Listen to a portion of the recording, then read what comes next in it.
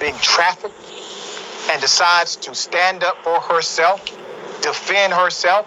She kills the monster that did this to her, freeing her and many others in the process.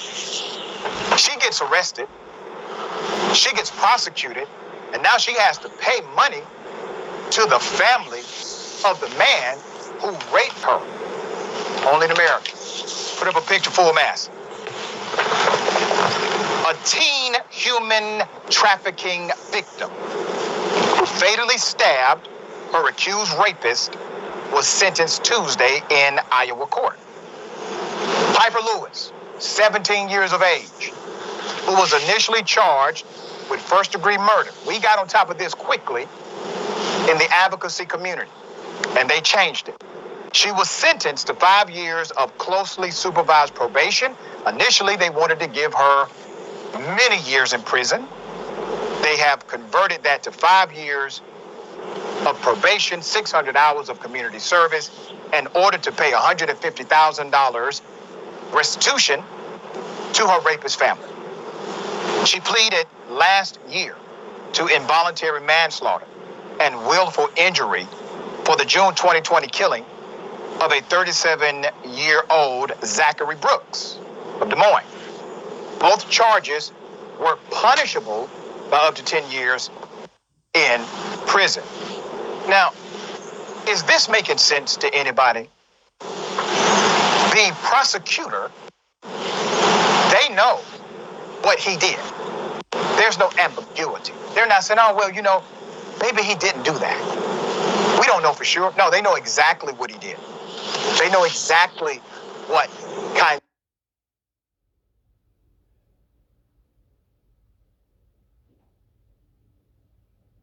of business he operated. This is self-defense. This is in the defense of yourself and in the defense of others. But she got charged. And if it had not been for the community getting involved, she would have had those 10 years in prison. She should not have been charged at all. I thought conservatives in particular were okay with self-defense.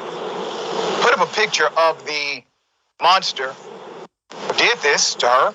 Brooks was one of the men. Then 15-year-old Miss Lewis was forced to have sex with. Brooks had raped Lewis multiple times in the weeks leading up to his death.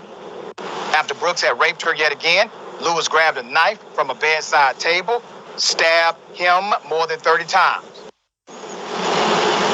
Polk County District Judge, David M. Porter on Tuesday deferred those two 10-year prison sentences. All right?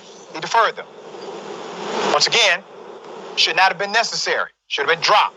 She should have no criminal record whatsoever.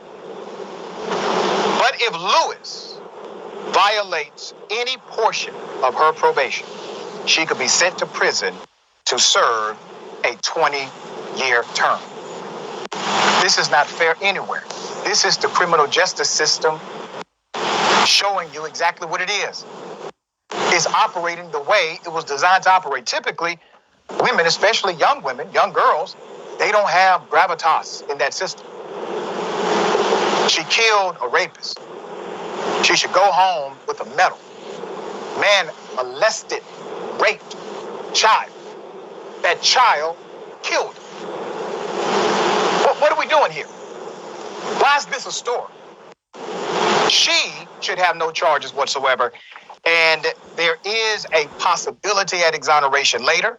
It could get overturned on appeal as well. There are options still available. But her plea sealed the actual conviction on the record. The penalty is ridiculous. As for being required to pay restitution, let's talk about this. It's to the estate of the rapist. The court is presented with no other option, Porter said, noting the restitution is mandatory under Iowa law that has been upheld by the Iowa Supreme Court. Put the judge back up for a minute, because I want to say this to the judge directly. The judge does a solid on one hand, where he basically suspends time in prison. And then he says, but I have no choice but to order you to pay $150,000 in restitution. Not true, Judge, based on my research. You could have made a ruling called in the interest of justice, because your ruling would have, in fact, been contrary to the letter of the statute in Iowa. It would have been aligned to the virtue of justice. Your court is allowed to make rulings in the interest of justice. I checked. Maybe you should too. You could have gone contrary to what you did.